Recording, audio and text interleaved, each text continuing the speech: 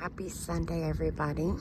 I decided to do an oracle reading using this Gateway of Light Activation Oracle, which I must say I own quite a few oracle decks, and this is one of my favorites. I also really like this Angels and Ancestors oracle card deck, but for the reading I just felt called to this deck with the new moon last night, and just really laying under the stars, this just felt like the right deck. So the 3-card reading represents the strength you have at this time in your life, so positive, loving aspects of your being that ancient wisdom is calling you to see. The 2nd card is going to represent the energies of my heart, especially any messages that my heart wants me to pay attention to. And then thirdly is the card that represents whatever challenge you may be having, the thing that you need to focus on working on and healing in order to get the desired outcome, which, you know, for me in this time in my life, I'm just ready for my family to get settled into what is going to be, you know, our final homestead, so that we can really start directing our energy into the land and the way that we truly want to. So I was quickly going to kind of go over what my readings are. I will be using the guidebook provided. So this is, again, the guidebook. So I'll just give you a quick rundown of what these different things mean. So Arcturian light codes, again, this is my strengths right now, meaning evolutionary downloads, recalling power, future thinking. So these are my strengths, which I will say I've done a lot of recalling power work. I've given a lot of power and energy to things that do not deserve my power and energy. And part of the reason that I did that is because I was future thinking. I don't want these energy vampires sucking me dry. So that really applies to me today. I really felt that in my soul. So for the 2nd card, which is the energies of your heart, as I said, and things your heart wants you to acknowledge, this is the Merkaba activation. This is a chant that I really love. It's just a magical chant. You stretch out the syllables, Merkaba, and after repeating it a few times, it just, I don't know, it just resonates in my soul personally. Makes me feel very relaxed, helps relieve anxiety.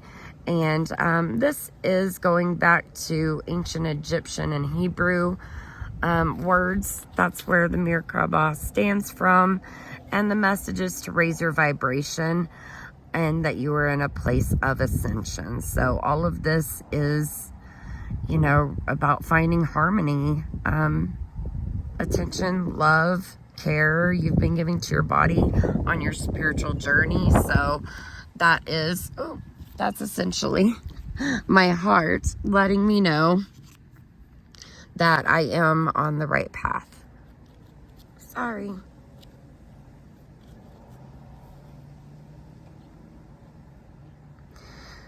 Now the 3rd card is the Crown Chakra upgrade. It acknowledges divine connection, holy experiences, miraculous energy. Of course, it has the white dove. It's a card of light. Divine connection, of course, crown chakra, so that's going to be something related with, you know, your my cards are blowing away, it's a tad windy, but of course this is going to be connecting with the divine through your crown, the 1000 lotus chakra, I believe. So let me pull up the page.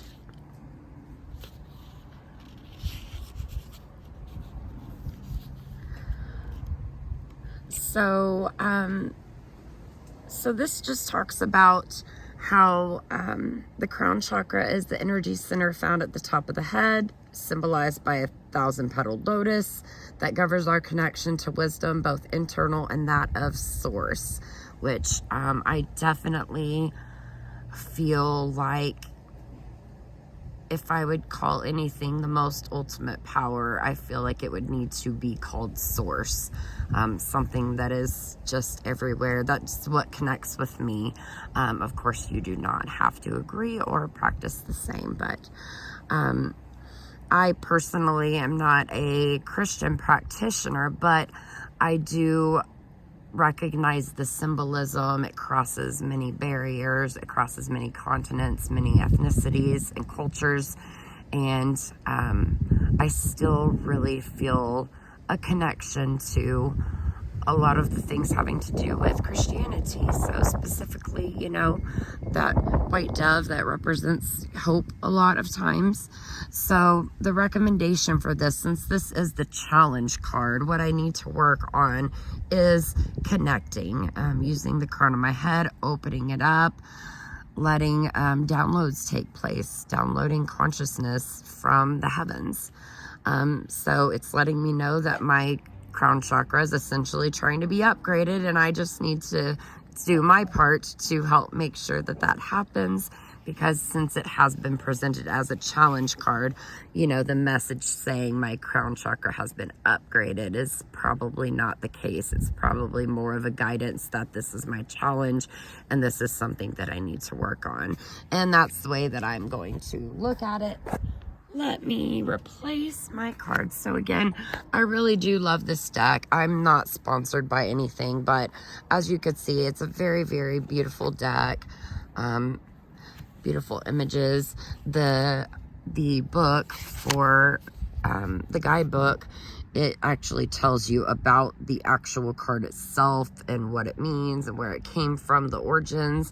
It gives you a way to connect with that message, and it gives you a direct message to basically guide your life, telling you kind of where you are at that time. So I feel like this is a really comprehensive book, and I do like the connect section that gives you an idea of what to do to actually achieve that goal. So I know I need to work on opening that crown lotus and meditating on that and trying to work on my crown energy, and I can look into incorporating some herbs and crystals and things like that. And I also have a friend who does some